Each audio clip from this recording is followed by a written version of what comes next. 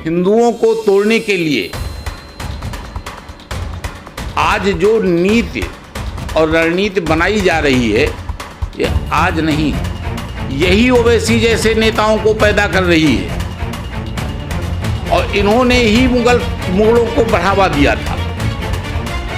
हमसे ना ब्राह्मण अलग है, ना हमसे दलित अलग है, ना हमसे बैकवर्ड अलग है, हमसे कोई अलग नहीं। लेकिन ओवैसी को तो बीजेपी की बी पार्टी कहा जाता है। तो क्या लगता है ये जो 3 दिन का दौरा रहा या चुनाव लड़ेंगे यूपी में, तो कहीं ना कहीं बीजेपी को तो फायदा होगा इससे?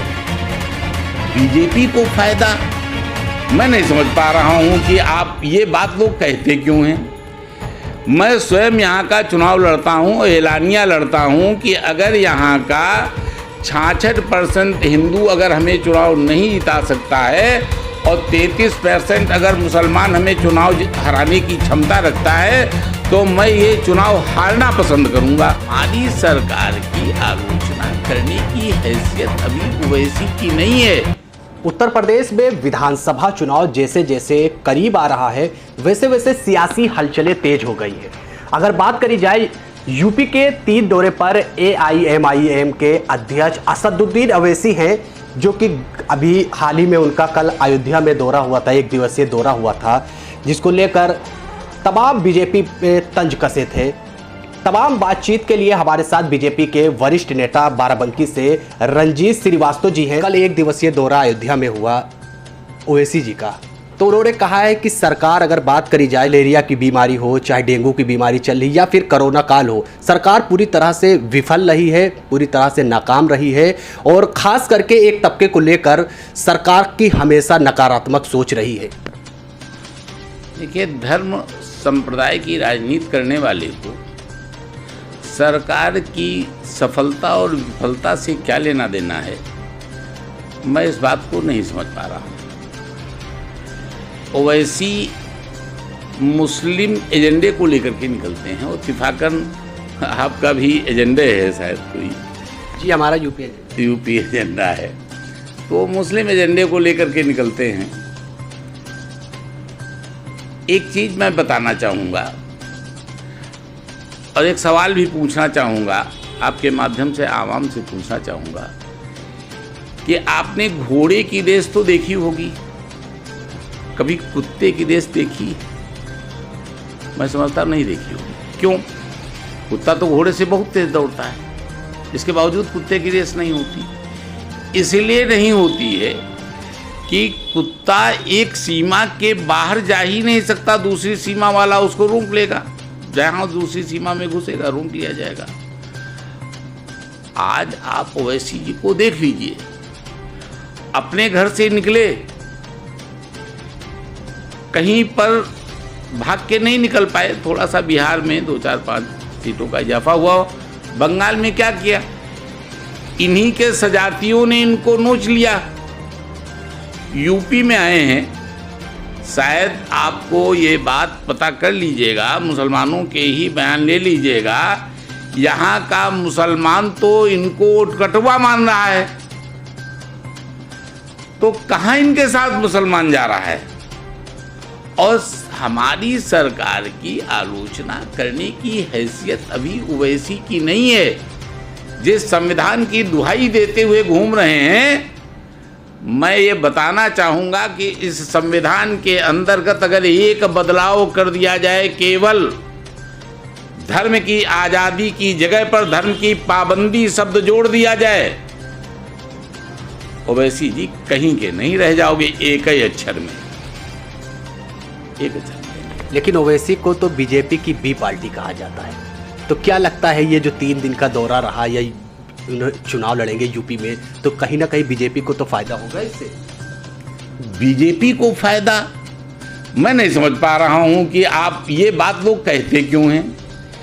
मैं स्वयं यहाँ का चुनाव लड़ता हूं, एलानिया लड़ता हूं कि अगर यहाँ का 66% हिंदू अगर हमें चुनाव नहीं जिता सकता है और 33% अगर मुसलमान हमें चुनाव हराने की क्षमता रखता है, तो मैं ये चुनाव हारना पसंद करूँगा। कमाल की बात है, 83% हिंदू हमको चुनाव नहीं जिता पाएगा, हम 17% के लिए चिंता करते हुए घूम रहे हैं। अरे ये उसके अपने बढ़ने का तरीका है। 14 के पहले वो वैसी नहीं था, इसलिए कि सारी मुस्लिम परस्त पार्टियां थी, किसके खिलाफ बोलता। आज हिंदूवादी पार्टी है तो उसको बोलने का मौका मिल गया। हमें कहाँ इसकी चिंता है। 83% हिंदुओं को इस 17% मुस्लिम का ये अगर नेता भी बन जाए और सारा का सारा मुसलमान इसके साथ में चला जाए तो हमें कौन सी चिंता करने की ज़रूरत है। हमारा तो बहुमत ऑलरेडी है ही है, लेकिन हम ये नहीं करते हैं। हमारे प्रधानमंत्री जी सबका साथ और सबका विश्वास, सबका विकास की बात करके चल रहे हैं। ये सब ओछी राजनीति करने वालों की बात है। हम लोग इसमें, और जिस दिन ये होगा उस दिन 83%, 66% मेरे साथ खड़ा होता, मैं चेयरमैन बनता हूँ नहीं बनता हूँ। 83% खड़ा होगा, कौन सामने टिकेगा, आप बता दीजिए। का रुदौली में कार्यक्रम हुआ है कल, तो संतों ने भी आपत्ति जताई थी क्योंकि अयोध्या का नाम उन्होंने ना लिखवा कर फैजाबाद लिखवाया था। उसके बाद भी उन्होंने कहा है कि हम फैजाबाद ही बोलेंगे। देखिए, उसे बोलना भी चाहिए, लेकिन हम ये जानते हैं कि हमारी इस पावन धरती पर अयोध्या में जो आ जाता है वो थोड़ा बहुत तो उसमें सुधार हो ही जाता है, और हो सकता है इसकी भी मानसिकता बदल जाए। लेकिन अगर मानसिकता बदल जाएगी तो एक चीज़ और हो जाएगी, बड़ा खतरा है कि अगर मुशरिकों में शामिल हो जाएगा तो तालिबानी जैसे लोग इसको मार डालेंगे। बड़ी मुसीबत तो ये भी है मुसलमानों के साथ में कि ये एक दूसरे को तो मारने पर तुले हुए हैं। खैर, अभी उसे राजनीति करनी है, राजनीति करे। अगर ज़्यादा सुधरने की कोशिश कर लेगा ना, और मुशरिकों का अगर कहीं साथी हो जाएगा तो उसकी जान को भी खतरा हो सकता है कभी।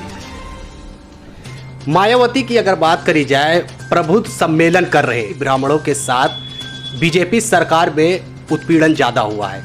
हमारी सरकार आएगी, अगर बिकरू कांड की बात करी जाए तो वो फिर से अगर सरकार बनेगी, जांच होगी और जो दोषी है उसके खिलाफ कार्रवाई होगी। देखिए, जब हम या हमारी भारतीय जनता पार्टी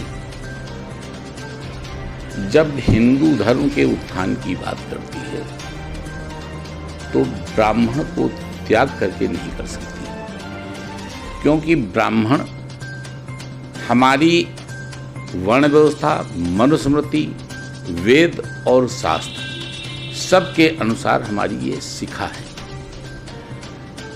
शिखा का बहुत उच्च स्थान है। हमारे लिए ब्राह्मण पूज्य है, हमारी पार्टी में भी ब्राह्मण पूज्य है। मायावती जैसे स्वार्थी तत्व तो हमारी पार्टी में नहीं है। मैं दूसरी बात करना चाहता हूं, ये विघटनकारी राजनीति जो आज के दौर में चल रही है, ये नई बात नहीं है। विघटनकारी राजनीति पहले भी रही है। अगर इस देश के अंदर जयचंद या मानसिंह जैसे लोग ना हुए होते तो हमारा ये देश गुलामी की कगार पर न गया होता। मैं आहत हूं और मैं देख भी रहा हूं कि हिंदुओं को तोड़ने के लिए आज जो नीति और रणनीति बनाई जा रही है, ये आज नहीं, यही ओवैसी जैसे नेताओं को पैदा कर रही है, और इन्होंने ही मुगलों को बढ़ावा दिया था। हमसे ना ब्राह्मण अलग है, ना हमसे दलित अलग है, ना हमसे बैकवर्ड अलग है, हमसे कोई अलग नहीं है। आखिरी सवाल, 2022 के चुनाव में क्या लगता है बीजेपी को, अगर महंगाई की बात करी जाए, ऑक्सीजन की किल्लत झेलनी पड़ी, किसान 9 महीने से लगातार प्रदर्शन कर रहे हैं, अभी हाल ही में महापंचायत हुई थी, राकेश टिकैत ने की थी, क्या लगता है ये मुद्दे बीजेपी को 2022 में एक मुसीबत में ला सकते हैं या एक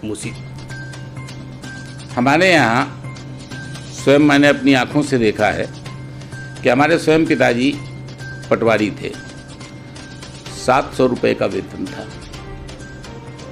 हमारा खर्च जैसे पहले चलता था, आज हमारे यहाँ लेखपालों का वेतन कितना है? 40,000 42,000 हो चुका है। तो 700 वेतन पाने वाला आज 42,000 पा रहा है, तो अगर महंगाई बढ़ी है तो वेतन भी तो बढ़ा है, पारिश्रमिक भी तो बढ़ा है, हमारी चीज़ों की कीमत अगर बढ़ी है तो हमारी आमदनी भी तो बढ़ी है। वो नहीं देखा जाएगा, उसको नहीं देखेंगे आप। क्या लगता है बीजेपी को इनसे नुकसान? काहे का नुकसान? हमारा तो नहीं नुकसान हुआ कहीं पर। ये आने वाले समय में चुनाव में 2022 नहीं होगा, इससे क्या नुकसान हो जाएगा हमारा? हम उसको चाहे घर में खिलावें चाहे खेत में खिलावें। और कहाँ खेत खाए जा रही हैं? हम भी किसान हैं, हमारा तो खेत आज तक नहीं खाया होगा, हम तो नहीं बचाते हैं खेत। और रह गई किसानों की बात, तो किसानों के लिए जितना हमारी सरकार कर रही है, कौन सी चीज़ नहीं? खाद, खेतों में बिजली, उनकी उपज का उचित मूल्य, खेत से खरीद, भंडारण की क्षमता बढ़ाई जा रही है। कौन सा काम किसानों के लिए नहीं हो रहा है? समर्थन मूल्य बढ़ाया जा रहा है, क्या नहीं हो रहा है किसानों के लिए? और कितना किसान यूनियन के साथ में खड़ा हुआ है, मैं तो नहीं जान रहा हूं कहां पर इसका प्रभाव पड़ गया। और उत्तर प्रदेश में तो बिल्कुल भी नहीं पड़ रहा। 2022 की जो सुगबगाहट है वो तो तेज हो गई है, अब फिलहाल तो समय ही तय करेगा। कि वीडियो जर्नलिस्ट सत्येंद्र कुमार के साथ मैं मोहम्मद रिजवान, यूपी एजेंडा 12 की।